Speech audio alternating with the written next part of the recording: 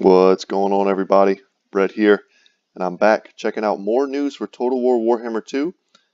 I'm very excited to be talking about this today. It's the Prophet and the Warlock DLC. Long awaited. Vampire Coast was excellent, but since then there's been a bit of a drought in content, and every time more than a few months goes by, I kind of put Total War Warhammer on the side. Not saying I get bored, but I got a lot of hours in Total War Warhammer 2. I'm talking a lot. And I need these kind of content droughts to end. For the love of God, please end, so that I can keep playing and keep loving Total War Warhammer 2. And I'm sure a lot of you guys out there feel the same way. But now we get our little fix, for those of us who are addicted. We get our first looks at the Prophet and the Warlock DLC. A lot of people were predicting the Rat and the Serpent. I think that's a pretty catchy name. But Prophet and Warlock, not bad. Not bad. Doesn't have any alliteration. But it's still doing fine. So guys, I wanted to sit down and watch the trailer with you. To be really honest, I made an hour-long video yesterday where I broke down the trailer, I broke down the pictures, I went in depth about the units and the campaign mechanics and speculation, and I was really happy with the video, but OBS has stopped working for me. It's my recording software. My backup software that I use, which is like integrated with my computer, it can't pick up multiple windows, so I'm not able to show you guys the trailer at all, which I apologize for. I'm sure at this point, if you're this interested in Total War Warhammer 2 news, you've probably seen the trailer, right? You've probably seen other YouTube videos break down the trailer. So because I'm not able to do that, I do apologize, but we will look at the pictures, which is not nothing. There's a lot of hidden information in these pictures, namely this one. If you look right here, oh, Jesus. If you look right here, that's Big Daddy Lord Croak himself. So there's a lot of information to be gleaned from the pictures, and I don't know if every YouTuber has gone over that stuff yet. But because I went so in depth yesterday, I'm a little worn out. Unfortunately, you guys not get to hear those ramblings of mine. But I think I can go over today. We'll take kind of an overarching look at the content as a whole, and just my thoughts and opinions on it. I hope that's kind of enough. And then when we get to the units, which I think is the most interesting part, I'll spend some time and delve into how I think it'll impact the campaign, in what ways that'll happen, and then also probably more importantly for the longevity of the game, the multiplayer, how these new units, regiments of renown, and things will affect the multiplayer. So at this point, we don't have all the information yet about this DLC. We have most of it. With today's kind of info FAQ drop, we learn more about the start positions of the two new legendary lords, both in the Mortal Empires campaign and in the Vortex. And that was kind of something that a lot of people were waiting for as well. So yeah, guys, without any further ado, let's go ahead and break it down. First thing I want to say is that $8, if you buy it now, if you pre-order it and get that 10% discount, in my experience, with the amount of hours that I've put into this game and the amount of value that I get from each of these DLC drops, $8 is nothing, guys. I mean, $8 is a small popcorn and a soda at the movie theaters, which you eat half the bag of popcorn, you throw it away because you don't like it, and then the soda makes you feel bad because it's soda. So, for $8, you could get 20 plus hours out of this one DLC, if not more. And then in the future, it makes all of your other playthroughs more enjoyable because the world is so much more full. So that's a great price. I commend CA for not charging $15 for this, because they probably could, and people would almost certainly pay it. So I'm going to go over this part right here because I think it's important. Two powerful new legendary lords, of course. We have Clan Scry for the Skaven and the Cult of Sotek for the Lizardmen. Two new additional lord types. That's pretty big for the campaign as well. One is just like they're both just mini versions of their lords, right? One of them is a Warlock Lord level, and then the other one is a Red-Crested Skink Chieftain, right? So they're just kind of mini versions of the legendary lords that we're getting. 9 new battlefield units. Pretty cool. It's more than the last DLC. The last Lord pack, I should say, with the High Elves and the Dark Elves. Unleash Ultimate Devastation with the Doom Rocket, or the very Serpent God himself, with the Invocation of Sotek. So, and then new regiments of renown, of course. So the ramifications of these campaign mechanics are huge, and I want to just briefly talk about them without having to read a ridiculous amount of stuff. So for the Skaven, they're adding Under Empire, which is an enormous mechanic. It's something that I thought a long time ago when Warhammer 2 was launched would be part of the kind of the base Skaven kit. And they kind of hedged around it by making it so that you can't just see Skaven cities. They just appear to be ruins on the campaign map. But now they've taken it one step further and using what they've implemented with the Vampire Coast, having their pirate coves, they've adapted that to make the Under Empire, which is going to allow you to. We haven't got a chance to look at it exactly, so don't 100% quote me on this, but it's going to allow you to quote unquote build things in other people's settlements, other races' settlements that either have a detrimental effect on that race and that city, or in the case of Clan Scryer, might allow you to just blow them all up completely. And that's going to make for some pretty intense campaign moments.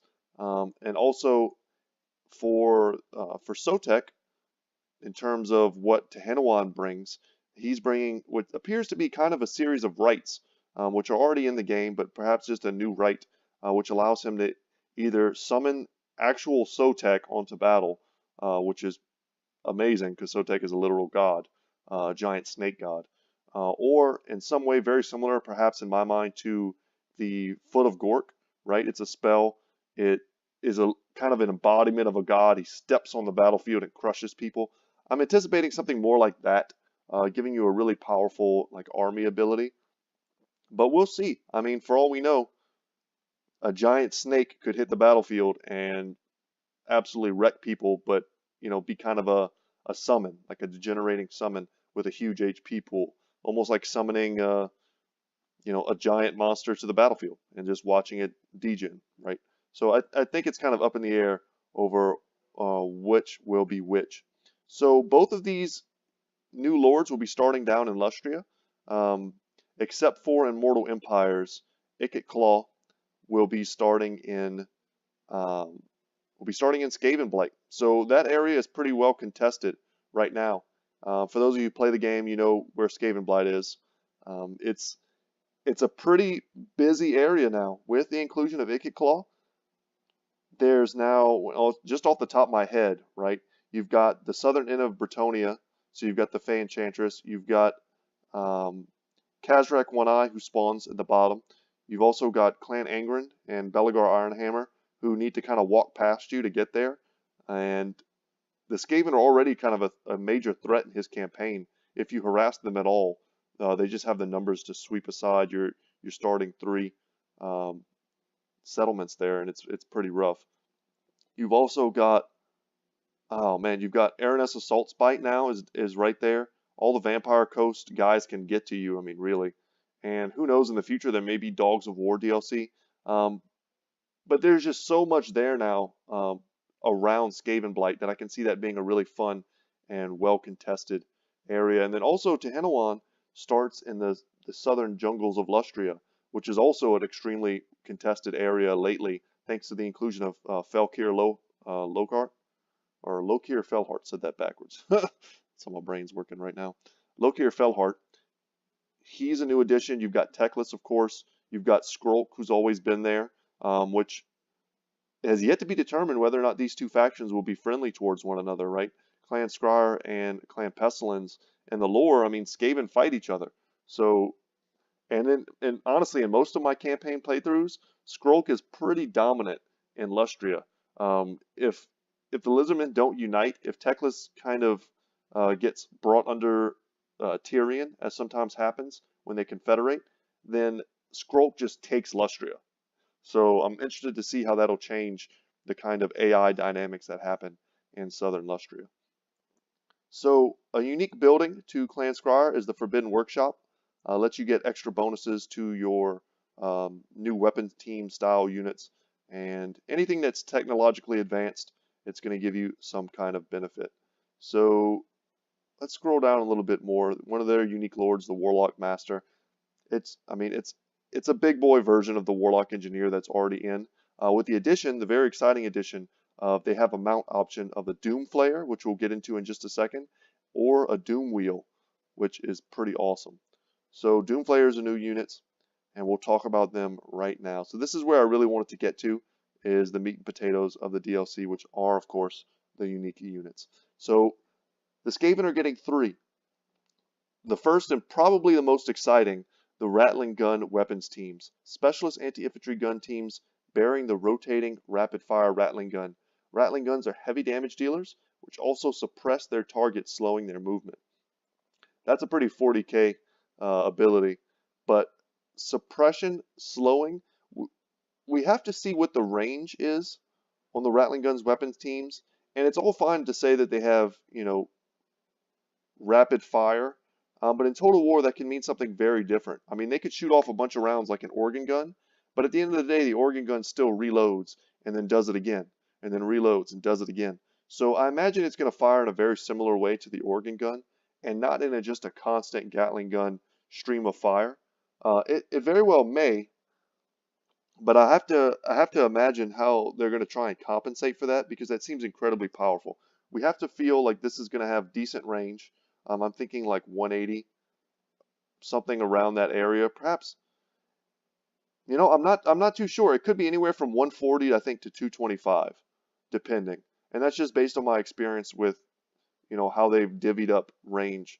And I think the range is the most important factor here. It's where can you put this unit in your battlefield formation to protect it, and how far back can you sit it until it's vulnerable to things like archer fire. How much armor does this unit have? Warp fire throwers, poison wind globadiers, those type of units are heavily armored, which helps protect them from base level, high elf standard archer fire. It keeps them in the fight for longer, and these are things we need to know. The suppression is cool and could be very useful. Let's say your opponent's trying to flank you with some silver helms or something. You land a couple hits with this, they're suppressed. And I don't know what the speed debuff will be. I imagine it'll be around 20% or so, if not more. And that cavalry charge is now very lackluster, right? You've got time to reposition your units to protect your flanks. So they'll be a very powerful, very versatile unit. Just depends on how they want to tweak them. The next is going to be the Warlock Jezzails. Long-range, armor-piercing sniper infantry. So once again, range is a huge factor. Is this going to be a 300 range, like a Bone Giant-esque, or more? Is it going to be somewhere closer to like the ballistas of the dwarves? We don't know yet. But they're sniper units, and the sharpshooters have the highest quality shields. So in the game right now, that's gold shields. I want to say that's 35% missile resistance, which is huge. And they also, in addition to that, they have the shield breaker contact effect. So similar to the Ushabti great bows, right? When a Ushabti great bow shoots a swordsman with a shield, that projectile is so huge it doesn't matter, right, that the swordsman has a shield. It's going to do maximum damage. Ooh, 1 second, guys. I think I have to sneeze. Ooh, forgive me for that. All right. It doesn't matter if you've got if the dinky swordsman's holding a shield. The projectile is huge. They're going to get wrecked. So the Jezzails shoot gigantic sniper rifles braced on top of what appear to be golden shields. So the only other unit in the game right now that has golden shields is the Goblin War Boss, and that really protects him from getting sniped out by missile fire. So we'll have to see how effective this unit is. I imagine it's going to be extremely effective. How mobile they are is also going to be a big issue. If they have the same kind of movement speed as standard Skaven, they'll be pretty fast. And if you're able to position them up on a hill, and then, if they're threatened, quickly reposition them, they'll essentially be a kind of Ushabti-esque unit, a mobile artillery piece in a way. And that's very powerful. I don't know what their range will be. My guess is anywhere from 225 to 300. I think is pretty realistic. And that's huge. That's going to fill a niche right now that the Skaven don't really have filled. If they want long-range firepower, they have to go straight to the Warp Lightning Cannon. And depending on their cost, if they're an 800 gold unit, I think the Warp Lightning Cannon right now is 1,000. It might be 1,200. I think the Plague-Claw Catapult is about 1,000. I'm not 100% on the numbers there, but price-wise, it could fill a nice niche as well. And then last but certainly not least, it's going to be the Doom Flayers. So smaller than a Doom Wheel and twice as messy, Doom Flayers are designed to punch through enemy lines and deal powerful armor-piercing damage. So Interesting unit. It's essentially, as I look at it, this is going to be Skaven chariots, right? The Doom Wheel is a powerful unit. It shoots off, its warp lightning, which can get kills from time to time. Um, it's very fast, but it's only a single model. It's very easy to tie down, especially if it's mismicroed at all. Infantry ties it down. Other large units can very easily tie it down, and then it gets beaten down and it dies, right? But the advantage to having multiple models in a chariot unit is that if one unit gets tied down or one model gets tied down, the rest can escape and the unit itself survives. So the fact that it's armor piercing, I think, um, is a given. The fact that it's going to be relatively fast and well armored, I think, is a given. And we just have to see how effective it is in practice. Whether or not it's a decent unit for flanking, or whether or not you really do just want to throw it ahead of your front lines to punch through and then follow it up with a huge Skaven horde and try and just break into the back lines. We'll have to see. For those of you who can't picture these particular units, this obviously is the Rattling Gun Weapons teams. Ikit Claw's in the back here with his spear, but we can stop for a second. Let's go back up to the pictures and take a second. We should be able to see some of them in the pictures here. These guys with the sniper rifles in the back, braced on top of the shields, and we can see them here as well. These are the Jezzails. The Rattling Gunners are here in the front. And then the Doom Flayers, I think, are in one of the last pictures. They're basically, they're right here. Check these out. They look like tennis balls with razor blades strapped to them. And yeah, we'll just have to see how effective they are. They showcase them really well in the trailer. Guys, if you haven't watched the trailer, please do. A lot of the things that I'm saying will make a lot more sense.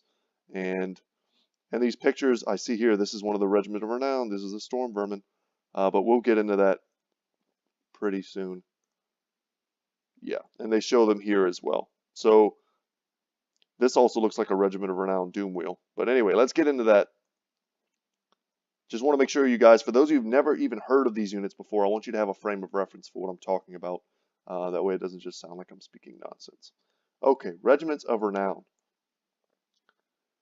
These unique elite variants are unlocked for recruitment as Ikit Claw and his lords level up. So these are your standard Regiments of Renown. You can use these in multiplayer as well as campaign. But in addition, there are going to be these 5 that you can only use in campaign, very similar to the Tomb Kings.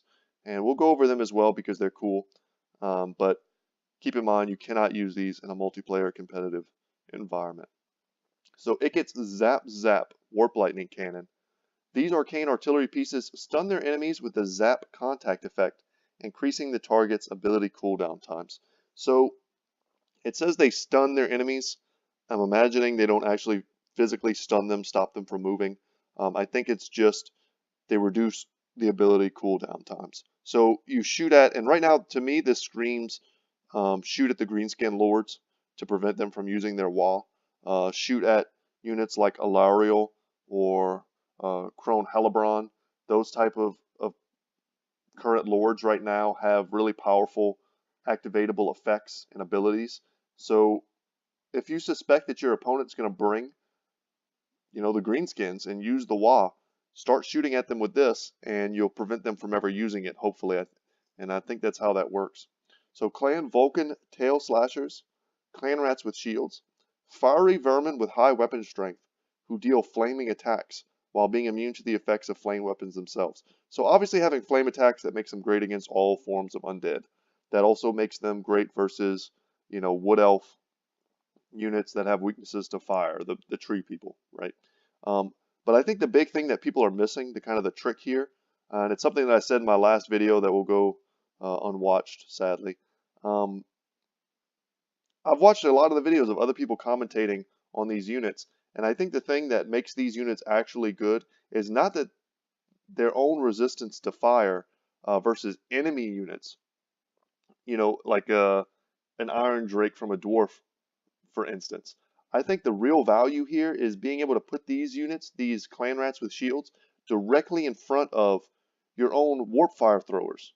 And boom, the biggest problem with warp fire throwers is friendly fire and kind of line of sight issues, right? You have to protect them. They are not mobile, and you have to worry that if you're shooting into the back of, a cheap unit like Skaven slaves or clan rats even, that you're just killing your own units, and then the other units are going to run through, and then, whatever. But this unit here, to me, it screams a 1-2 punch. Not only is this making a unit that's effective against enemy things, but I also like the design here because it's also elevating the effectiveness of another unit. It's bringing the Warp Fire Thrower back to the fore as a viable option, because bringing one of those with this Regiment of Renown, you know, it's almost like they're one unit working together. You can shoot into their backs. They're immune to fire. It won't kill them. So you're essentially shooting right through them into the enemy. And I can see that just being beautiful, and I can't wait to try that out and see just how effective that might be on the battlefield. So next is Blightscab's Plague Pack, the Plague Monk Censer Bearers. Heed the word. Blightscab's Plague Pack have the Demagoguery ability, granting the immune to psychology attribute to nearby friendly units. So depending on how big this AoE is, it could be very small, affecting only 1 or 2 units. It could be large, affecting, maybe half of your front line. So I like this. Plague Monk Censer Bearers are a powerful unit that very rarely gets picked because of their cost and their vulnerability to things like missile fire in the meta currently. They have physical resistance, but let's say Sisters of Avalorn with their magic damage, they just chew right through them. And like I said, they're expensive, so you don't want to do that. But providing immunopsychology to the rats, to the Skaven. I mean, the Skaven's biggest weakness is their leadership. So you take some units who don't have immunopsychology, who otherwise might rout, and now you help them to stand and fight. You could put this unit as a centerpiece with, 2 clan rats next to them, and then maybe, a Warlock engineer, a hero with Encourage. And next thing you know, you've got a front line as solid as any Empire front line, right? Who won't run due to terror or fear. So very powerful unit. We'll see how they end up impacting the meta, and what their cost is ultimately, I think will determine whether or not they find use in the multiplayer community. So Teeth Breakers, Rattling Guns Weapons Teams. These sneaky shooters carry concealment bombs, granting them stalk and unspottable at a moment's notice. I don't even have to tell you what invisible rattling gun weapon teams can do. I mean, the idea of being able to, at the very beginning of a battle, give them stalk and unspottable will allow them to almost guarantee that they'll get their value in a fight. If I see this unit on the battlefield not cloaked, and I'm playing a unit with any kind of artillery at all, cannons, I'm gonna just go zoop, and I'm gonna shoot all my cannons at that unit and take it out. But at the beginning of the battle, boom, you pop concealment bombs. They make it all the way to their range where they can start firing. And if they do ever come under fire, later in the same battle, this will be off cooldown, and you pop it again and you reposition, right? It's an extremely strong ability. Once again, it's all very dependent on cost, whether or not they'll be useful. So the Council Guard, the Storm Vermin with halberds, we could see them in one of the pictures. They're a white Storm Vermin with a kind of a red color scheme. So drilled in the protection of their masters, the Council Guard are unbreakable and have the Guardian ability. So that's ridiculously powerful. Guardian ability is great. I'm glad the Skaven have a unit now that can use that. It's a physical resistance to any nearby heroes or lords, but the unbreakable trait is what really has me looking at this unit. So to me, they'll function probably very similarly to the Koroks Man Rippers of the Beastmen. They are a halberd unit that has really high weapon strength. They're able to take down any large target, but unlike the Koroks Man Rippers, the Storm Vermin will fight to the last. And I play on Ultra. I think Storm Vermin unit counts, or the number of models they have in a unit, I want to say it's 120. That's a lot of unit models. And right now, what happens in a fight with the Skaven usually is you see a unit of Storm Vermin with halberds. That's a pretty tough unit, right? It's an elite infantry unit. But you kill about half of them, they run away. They run away. 60 elite infantry units will run away. Half the unit is scared, terrified, broken, and they run. Being able to get your full value from such a huge, densely packed anti-large unit, they'll be able to tar pit any large target in the game. A unit like this will probably be able to kill a Kolek kill a Krokgar, because they'll be able to fight to the last man. And I'm excited to see how they get used. Um, I just watched a video of someone comparing, uh, elite infantry units, and there were no elite infantry units in the game that are unbreakable in this way. Um, I'm excited. I think this may make them contenders for that. Against something like the Peak Gate Guard or the Crimson Killers. This unit will stand and fight, and even if they have to go down to the last 10 unit models, they may end up beating them. And I'm kind of beating this dead horse to death because Unbreakable is such a powerful ability. We'll have to see what they cost though. So Natty Bubo's Sharpshooters, the Warlock Jezzails, the ultimate sniper crew. They have both stalk and snipe abilities. Powerful, super powerful. Once again, they get in a position without being sniped out by enemy artillery. They start shooting, and they're going to it's guaranteed value is the idea here. It's the idea that your unit will pay for itself is what makes them so exciting. No doubt they'll have pretty nasty um, kill numbers at the end of any battle. So Dwarf Thing Menace. These are the Regiment of Renown Doomflayers. So perfect for scything through tough Dowie armor. The Dwarf Thing Menace has the Sunder Armor contact effect and causes fear. Now when I first read this, I was like, these things don't cause fear already? They're incredibly scary. I feel like these should probably cause terror. And I'm hoping that's kind of a typo. I think the Doomflayers probably should cause fear naturally, and that these should cause terror. I think that makes a lot more sense. But Sunder Armor is a powerful effect. You roll these into the heaviest frontline unit you can see, some Chosen, right? You lower their armor, and then you follow up with your Storm Vermin, who don't have the best armor piercing values, or your Plague Monks, or whatever the case may be, and you're going to get more value that way. And you just keep riding them through if you can. I don't know what kind of mass these units will have to push through, but you try and touch, quote unquote, touch as many units as you can with the Sunder Armor effect, especially in like a big blob fight. And you're going to get a lot of value from having every unit that they touch having the Sunder Armor decreased armor effect. And last but not least here is going to be the Wheels of Doom. The Doom Wheel fires extra powerful missiles, don't know what that means, which confer the Discourage contact effect on their target. So if they just confer the Discourage contact effect, if that's what makes them extra powerful, that's a pretty cool ability. Discourage effect is just a leadership debuff, but I mean, maybe it fires more of them. Maybe they're bigger missiles that have a better chance to hit. I don't know. But the Discourage effect for me right now, the Doom Wheel already is kind of a weapon that you use more to chase down routing units and hit units in the back to break them. So I don't know if this really adds much to the kit of the Doom Wheel. And once again, will depend on cost. But what you're getting at the end of the day is a rank 9 Doom Wheel, which is a very powerful unit. And then additionally, these are just for the Forbidden Workshops, which you build in the Under Empires of your campaign. But this is the Warpfire's Wheel, so another Regiment Around Doom Wheel. In campaign, you'll be able to field both of these. An augmented Doom Wheel with improved melee stats and the regeneration attribute. Regen is, of course, powerful. The Black Hole Flayers, the Doom Flayers. So another Regiment of Renown Doom Flayers, so you can rock all of that in one Doom stack if you want. These enhanced Doom Flayers have improved melee stats and cause fear. That's cool. That'll let them get stuck in.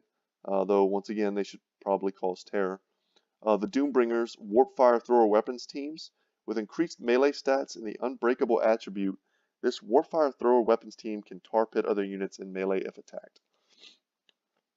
Right now, I don't know how valuable this is. It's nice that they don't break. We talked about them earlier. To get their value, they really need to be able to stand and fight, but they're so easily tar pitted themselves. I don't know how they're going to tar pit other units, but being unbreakable is powerful. Even at the end of a battle, having one of these guys with his flamethrower shooting it can do a lot of damage in the right setup. So it'll be a powerful unit regardless. Being unbreakable is always powerful, and being able to fight off other units that try and tar pit it is valuable because they do have high armor. But yeah, I mean, this is a cool unit. I could honestly see this being a Regiment of Renown. I don't know if that's too powerful of an effect for multiplayer, but it's certainly strong. And then here we have the Eye Takers, the Warlock Jezzails. They have Headshot. Enhanced Jezzails deal increased damage and blind their targets, reducing their accuracy, melee attack, and melee defense.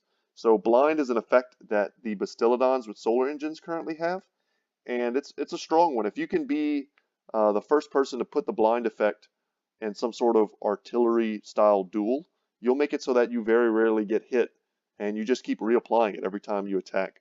So pretty cool unit. And then last but not least, once again, the Death Dealers, Rattling Gun Weapons teams. They are perfected. These weapon teams fire their hail of bullets at longer range, dealing greater damage and with reduced reload times. That's pretty self-explanatory. That I can understand may be too powerful for multiplayer. So that was a lot. Take a little breather here. That was 30 minutes of nonstop talking. But I really wanted to get into the nitty-gritty of the units because that's where I feel like my expertise kind of shines, and that's what I get the most excited about.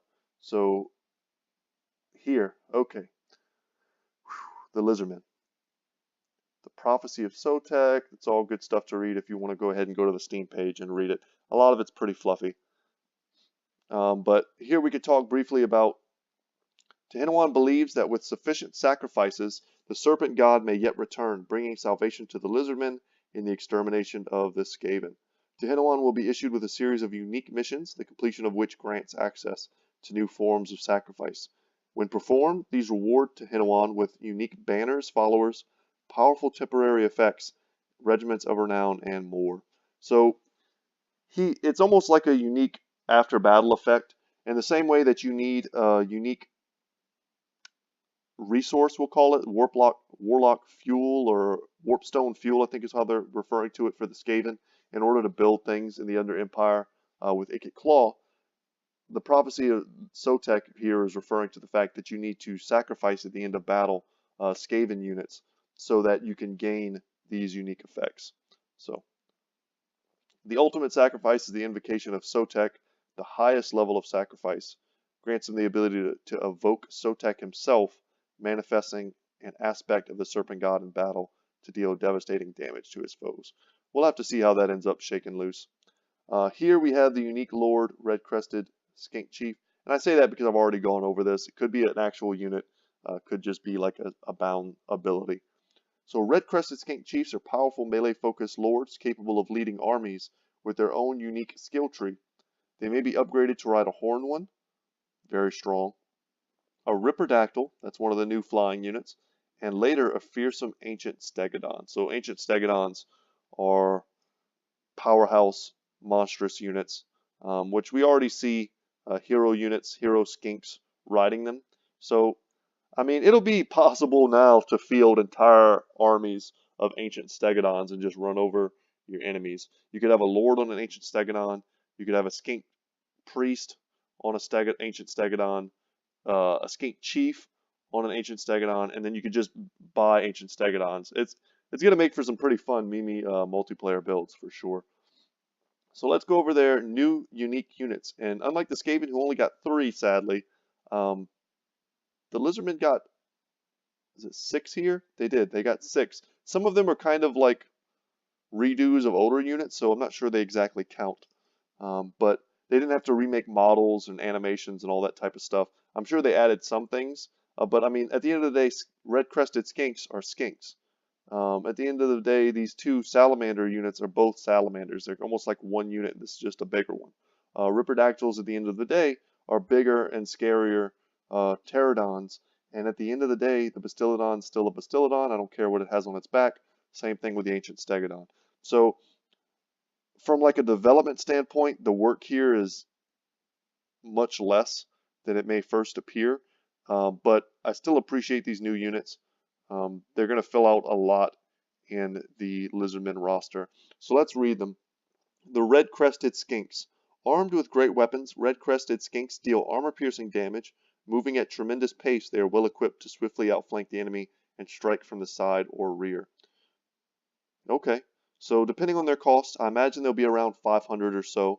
To me, they read like Marauders with great weapons for either Norska or Chaos, right?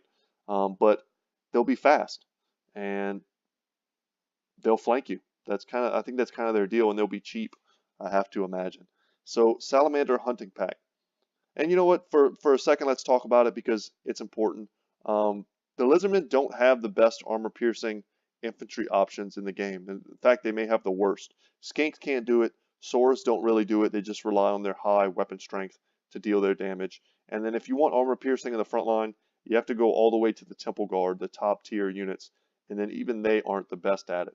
So this is giving them a very important patch in the hole that was their roster. So I'm excited by that.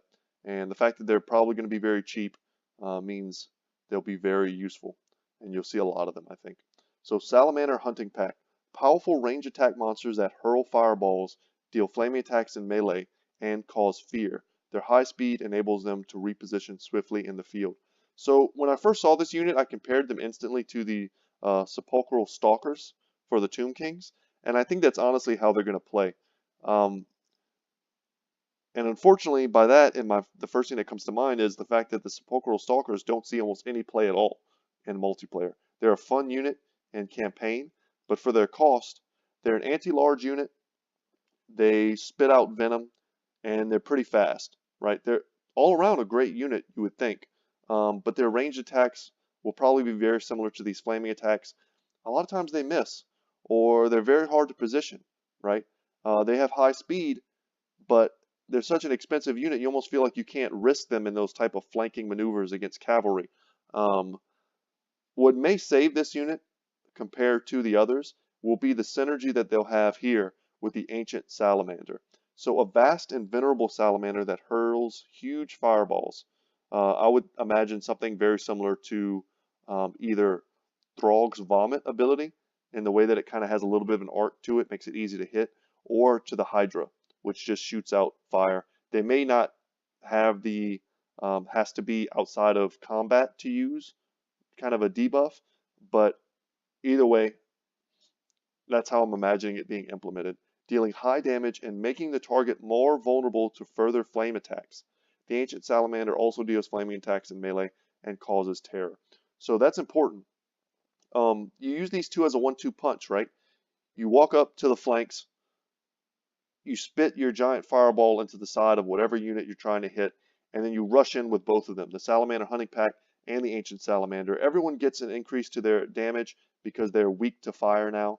Both of these units deal fire damage. You're also providing a buff to Pterodon riders with their flaming bolas, and you're also providing a buff to the Bastiladons with solar engines. So, whatever unit you spit on with the Ancient Salamander, your Bastiladons can then laser focus. Your Pterodons can be in position to drop fire, and yeah, I'm seeing some pretty cool synergies here and the potential to make slightly bad units like the Pterodon Riders with their bolas better, which is kind of what I'm excited about. So moving on, we have the Ripperdactyl Riders, flying anti-infantry cavalry ridden by skinks, dealing powerful armor-piercing damage in melee. So a beefier, better version of the Pterodon Riders. Think more like Vargeists for the undead, a unit that, yeah, sure, they can get shot out of the sky, but at the end of the day, they're basically flying monstrous cavalry, which can rear charge infantry units. They get their charge bonus. It's huge. They deal a lot of damage, and they're tough enough to stand in melee for a minute, and then you pull them out and you do it over and over again. I'm sure they'll have great charge bonuses. They'll probably still have the ability to drop rocks, which is kind of a cool side benefit, and I'm excited to see how they function and what they cost. Ancient Stegodon with the Engine of the Gods, a variant of the mighty Stegodon mounted with the Engine of the Gods, which can use the Burning Alignment Beam attack and the Portent of Warding to protect nearby friendly units. The Portent of Warding, I think, is just going to be a static ward save to enemies around them, probably in a pretty small AoE. And the Alignment Beam attack, to me, it's like a Protoss laser beam coming out of the sky, but I think we do see it in the trailer. It's a golden laser beam. It could either be implemented very similar to the Dark Elves. They have I'm trying to think of what the name of that spell is off the top of my head. I just kind of went blank there for a second. But they have an item, and they have a spell that basically just drops a straight laser beam on top of the unit right after a few seconds of charging. You can't really dodge it. It could be implemented that way, or it could be something more like a wind spell where you have to kind of aim it, maybe similar to Wulfric's using Sea Fang, right? It goes down a line, or Teclis's uh, the Flaming Phoenix move. Man, I can't think of all the spells today off the top of my head. But it could have more of a skill shot element to it, which could make it more difficult to use. But I have to imagine, however it's implemented, it will be extremely powerful, and this unit will be very expensive.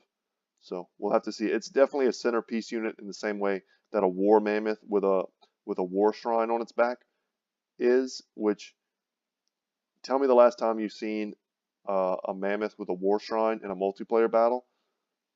You know, that's kind of my point. I feel like unless this unit is very powerful, it won't see much competitive play, sadly. But will be incredible in the campaigns, no doubt. All of these units will be great in campaign, so that should go without saying. Lastly, here we have the Bastiladon Ark of Sotek, which is a unit that a lot of people thought would never make it in because they thought that its effect would be too difficult to show on the battlefield. But let's read it. A Bastiladon mounted with the Ark of Sotek, able to summon a writhing vortex of poison-dealing serpents around itself in combat.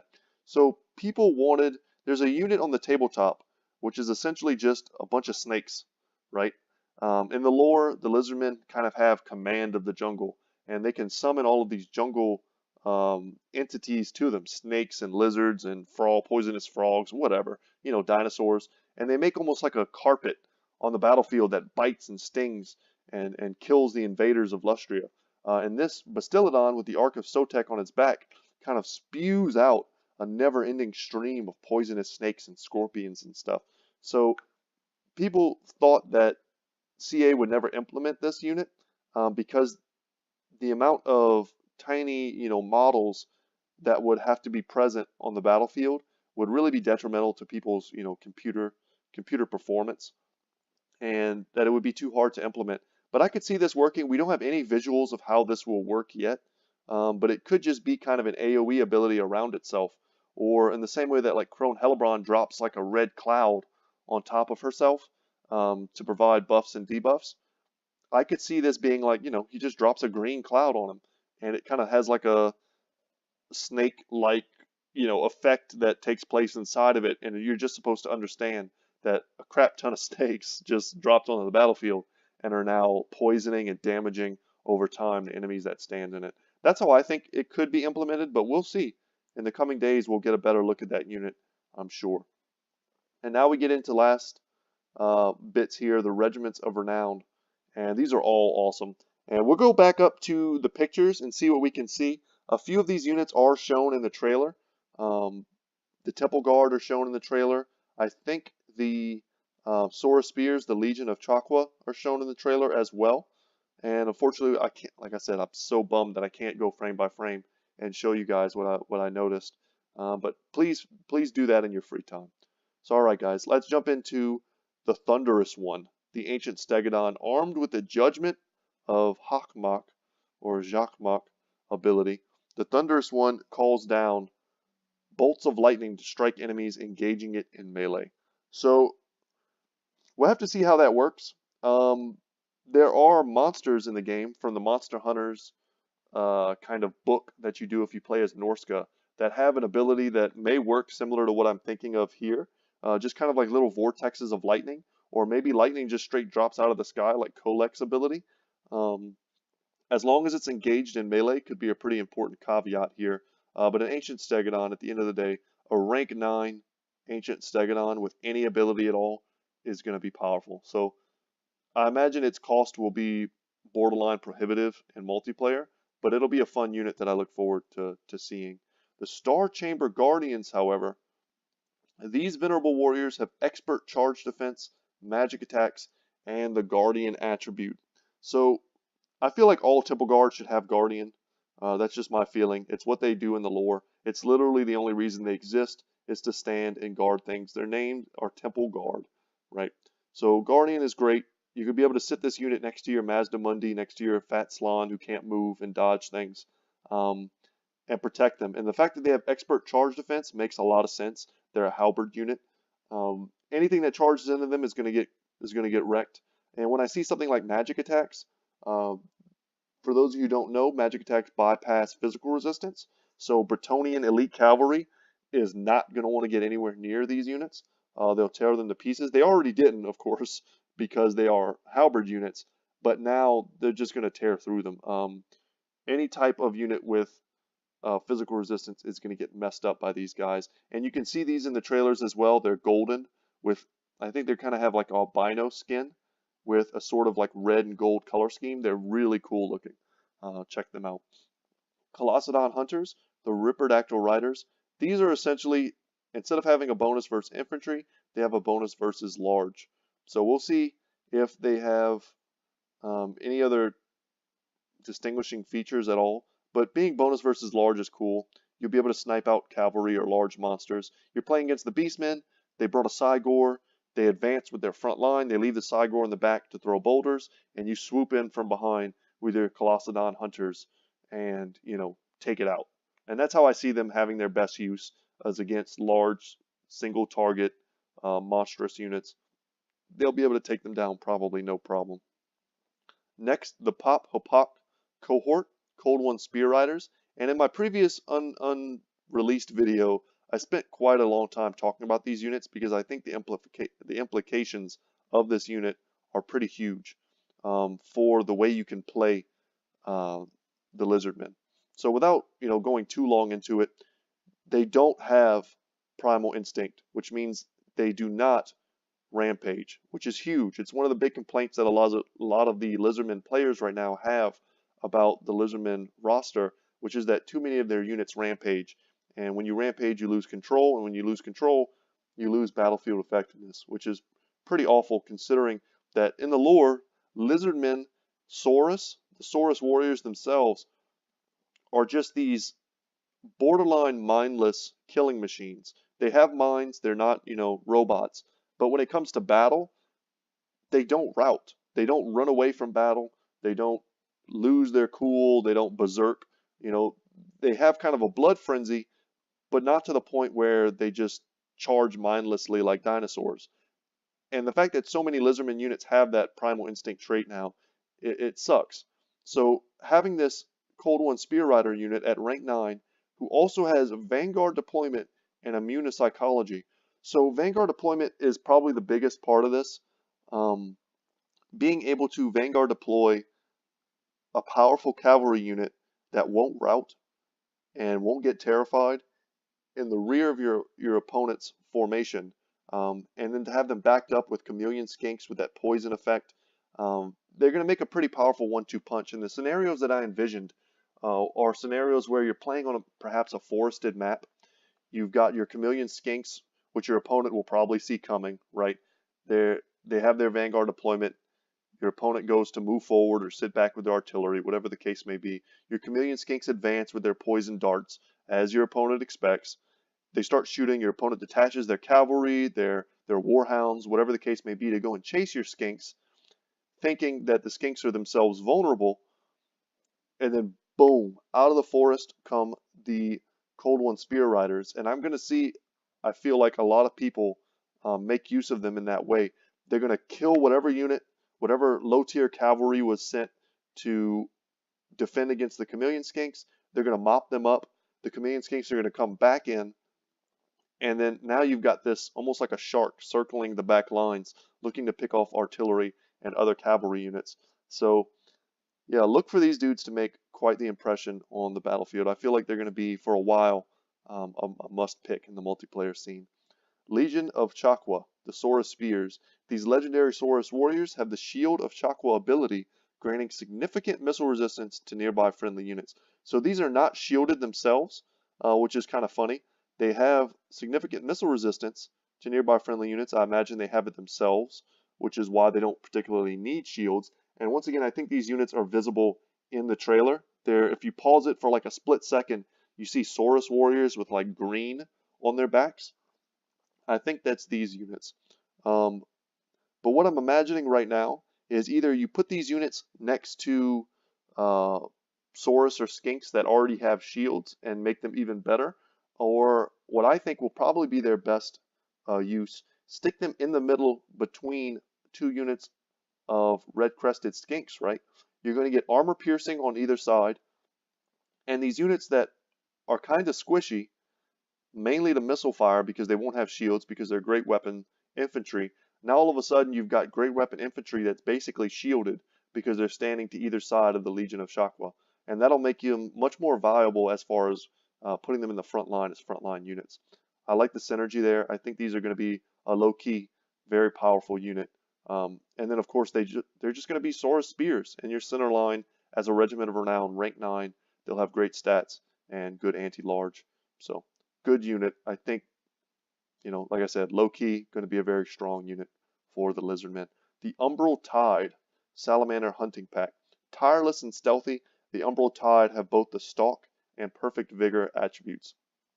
Super cool. Stalk and Perfect Vigor. Perfect Vigor, if they survive long enough for this to be relevant, cool. But once again, rank 9, they should. They'll have good stats. And then Stalk will let them get in on their appropriate targets. We see units like this in the Mournguls, these kind of monstrous, dangerous units that want to flank and get into kind of the squishier parts of an army. And right now, Mournguls don't see a lot of play, but maybe with their flyer attacks, with their I'm thinking right now the best use of these units is going to be, of course, against the undead, Vampire Coast, Vampire Counts, and the Tomb Kings, and certain matchups against the Wood Elves who have their fire weakness. And a unit like this will be brutal with their fire attacks against those. We'll have to see. Right now, I'm not too high on them, but we'll see. The cohort of Sotek, the red-crested Skinks, grizzled veterans. The cohort of Sotek are unbreakable, amazing, and have the refuse to die ability, which temporarily halts their hit point loss in battle. So this is huge. I see a lot of people struggling with the wording here and what the implications may mean. Whether or not this is an activatable ability, I think it's pretty much a given that it is. How I see this being used, as soon as two units charge each other, there's a moment where both units have their charge bonuses and both units take pretty huge damage depending on those charge bonuses. These guys are unbreakable. They'll fight to the last man. You run them into any unit, whatever. Let's say you're running them into Dwarven Longbeards, right? That's a pretty good unit for them to fight. Let's say it's their great weapon variant, so they also have armor piercing. They're heavily armored. As soon as those two units meet, you pop the Refuse to Die ability. They stop losing hit points. You've got a full health, presuming they don't take any missile damage. You've got a full health unit of unbreakable guys. Depending on how long this lasts, it could be 5 seconds, 10 seconds. We'll have to see because it's a ridiculously powerful ability. I can't imagine it's much longer than 10 seconds, enough to mitigate the charge bonus. And now those Longbeards, for the last 5-10 seconds or so, took a lot of damage, but they didn't do any, and by the time they're able to actually hurt these guys, they've maybe already killed or taken out 33% of that Longbeard's health. And I imagine these red-crested Skinks will probably cost 1,000 gold, something along that line. I think they're just too powerful to not. I compare them in my mind right now to the Tattersouls, the Regiment of Renown for the Empire of the Flagellants, right? They're huge unit models, not unit models, but there's a huge number of models in that unit. They're unbreakable. They have frenzy. They deal lots of damage, and in the same way that their increase in unit models essentially allows them to take more damage than a standard flagellant unit would, so too does this ability. But as an activatable, it's potentially more of a skilled use type of ability, and I like that a lot. Yeah, I have to imagine they'll cost anywhere from like 800 to 1,000 gold, and will probably be a mainstay for competitive play. And then last here is the Pahwaks Sentinels. These agile winged warriors have the dodge attribute, conferring 20% physical resistance and drop rocks of sundering, temporarily reducing their target's armor. So these are Pterodon riders. units that don't get to see a lot of play, but this may make them a great inclusion in certain types of Lizardmen builds. The biggest weakness of Pterodon Riders is that they get sniped and then they get stuck in combat and they get killed by just junk units, right? 20% physical resistance will reduce the missile damage that they take by 20%. And whenever you get those rear charges off, which is what you do with them, you know, for the most part, it's how you want to use them. You're not going to be frontward charging, infantry units. You'll be able to stand and fight for longer, and it'll be less punishing to sit in melee for a second with these units. And then the fact that they can drop Rocks of Sundering is pretty cool. I don't know if that means they can drop multiple, if they get more than one ammunition, which is currently what all Pterodon Riders have. But if that's the case, that's pretty powerful. You're fighting Chaos. Chaos has their Chaos Warriors, they're chosen, and you've got them blobbed up with your infantry. You're in a big fight, a big pit fight. Pterodon Riders fly over the top. They drop some Sundering Rocks. Not only does it do cool AoE splash damage, but it'll also reduce the armor of those units and allow for your, lack of armor piercing units in your front line to kind of make up for that. So a very unique unit. I'm excited to see them used.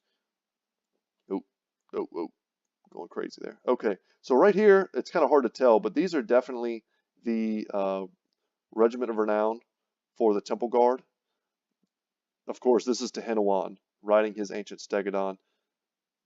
Just a beautiful looking model. I'm not sure how I feel about him carrying the tablet in the battle like this. It's kind of weird.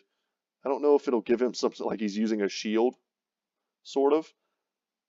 It would be probably cooler if he did use it as a shield, like he had it like strapped to his arm. But it makes the model look a little funny. He's got his unique weapon here, that dagger.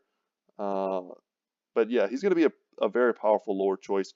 We're going to have to see, he's a lore of Beast Caster, which is some information that dropped today. So we're going to have to see how viable he is in multiplayer.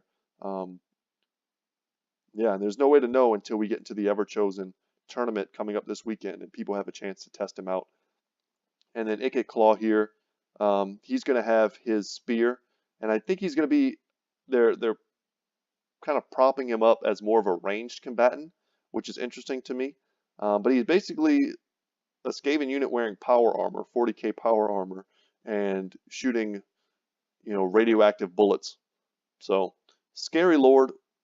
I love the Warlock Engineers right now as hero units, and I'm very excited to play him. He may end up being my favorite Skaven Lord for sure. So let's go all the way up and look at these pictures and see what we can divine from them. We've already gone over, we can see the Warplock Jezzails, we can see the Rattling Gunners. Here's a big, beautiful, close-up of Ikit. Cool model. I have to imagine he'll have huge armor, probably 120 armor, which will make him very resilient. Anything we see in the background. A lot of people are hoping for what are those things called? Storm Fiends, I believe is what they're called. They're kind of end times variant of the Rat Ogres that have like flamethrowers attached to them and stuff. I honestly thought we were going to get them too. I'm a little disappointed that we didn't. Would have made for a really cool addition to the Skaven roster, and we may still get them one day. We're still waiting on Thanquol, who's one of the most iconic Skaven lords, and he kind of has some roles to play in the end time, so maybe they'll link those units together and hook the Skaven up with them later on. Here we get a picture of the Doomflayers. Cool, right? We see the Regiment of Renown Storm Vermin. We know because they're albino. They're the Council Guard. They're the elite of the elite, the unbreakable. Of course, we see the Lizardmen here. Their new Ancient Stegodon. Now they have like 3 or 4 variants of that. It's pretty crazy.